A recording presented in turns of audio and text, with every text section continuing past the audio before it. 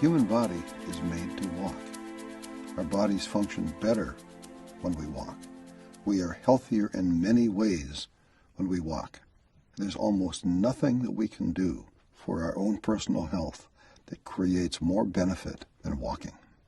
Walking 30 minutes a day, 5 days a week, actually reduces the rate of people becoming diabetic by over half.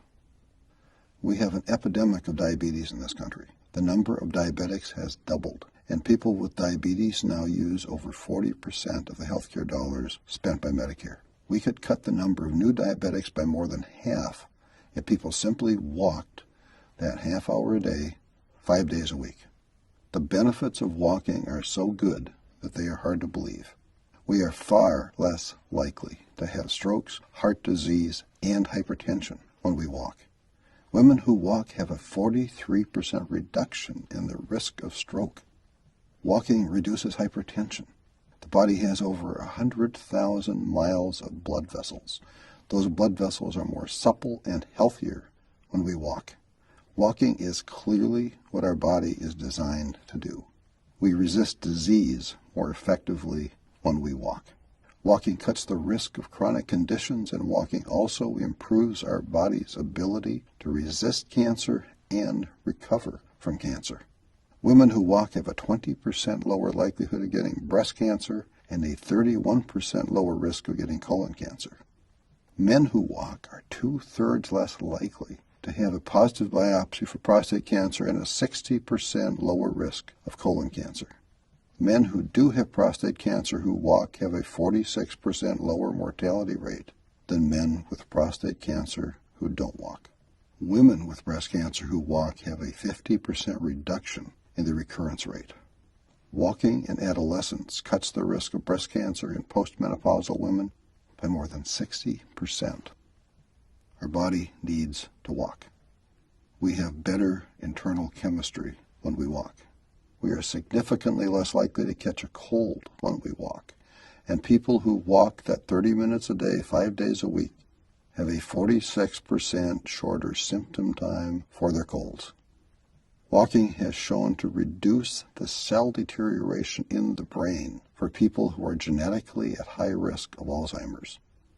Walking actually increases brain health and the size of the brain for walkers over the age of 60. Walking can have a major positive impact on depression. Several studies have shown that walking 30 minutes a day, 5 days a week, has had a more positive impact than some of the antidepressant medications and has significantly increased the effectiveness of those medications. People who walked were also significantly less likely to be depressed after a year. Walking creates positive neurochemicals, and it is the easiest health improvement strategy to maintain over time. It doesn't take very much equipment to walk. We don't need to run or jog or swim to get the benefits of walking. The human physiological need to walk is a basic need that we can meet by just walking. Walking strengthens the heart. Walking strengthens our bones. Walking half an hour a day has health benefits that exceed the benefits of losing 20 pounds. In fact, an overweight person who walks can have lower health risk than a thin person who is inert. The health risks of being inert are just becoming known, and they are considerable. Lancet Magazine and the National Institute of Health have all endorsed walking as one of the very best things we can each do for ourselves. The Harvard School of Public Health and the Mayo Clinic have saluted the benefits of walking. The medical evidence for walking is huge, and it is growing.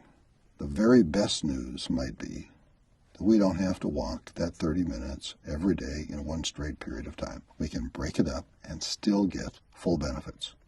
We can walk 15 minutes twice a day and get the same health benefits.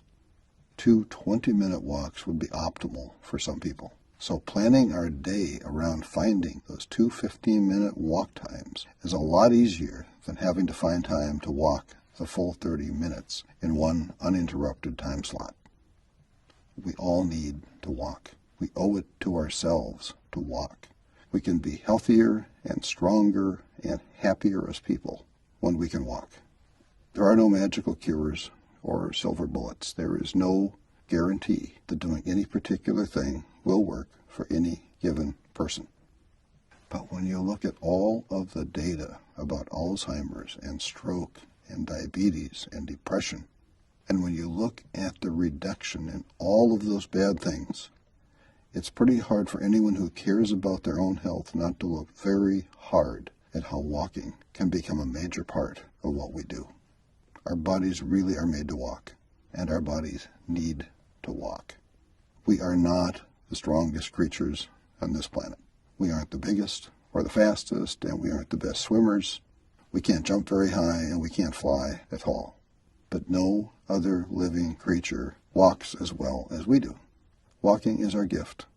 Walking is our strength. Walking makes us strong. So hey, let's walk. Be well.